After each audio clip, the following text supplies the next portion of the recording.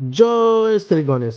ଗଣେଶ ପୂଜା ରହିଲା ମାତ୍ର ଆଉ ଗୋଟେ ଦିନ। ତାପରେ ମୁଁ ଆପଣଙ୍କ ପାଖକୁ ଆସି ପହଞ୍ଚି ଯାଇଛି ସୁନ୍ଦର ବ୍ଲଗ୍ ଟେ। ଦେଖନ୍ତୁ ମୁଁ ଆଜି ଆସି ପହଞ୍ଚି ଯାଇଛି ଶହୀଦନଗର ସର୍ବପୁରାତନ କ୍ଲବ ଶହୀଦ କ୍ଲବରେ, ଯାହା ହେଉଛି ଶହୀଦନଗର ପ୍ରଥମ ପୂଜା ପେଣ୍ଡାଲ ଯୋଉଠି ଗଣେଶ ପୂଜା ଆରମ୍ଭ ହୋଇଥିଲା। ଦେଖନ୍ତୁ କେତେ ସୁନ୍ଦର ଭାବରେ ଡେକୋରେଟ ଚାଲିଛି ଗେଟଟି। ସୁଦୂର କଲିକତାର କାରିଗରୀ ମାନେ ଆସି ଏହି ପେଣ୍ଡାଲଟି ନିର୍ମାଣ କରୁଛନ୍ତି।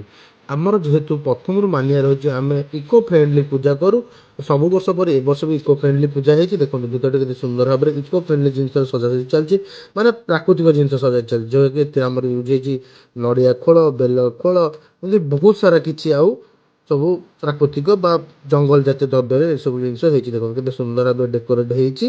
ଏଠି ଆମର ଯେମିତି ଶ୍ରୀକୃଷ୍ଣ କୁଞ୍ଜବନରେ ଝୁଲୁଥିଲେ, ଦୋଳି ଖେଳୁଥିଲେ, ସେହି ରୂପରେ ଆମର ଏଠି ଗଜାନନଙ୍କୁ ବେଶ ଦିଆଯାଇଛି।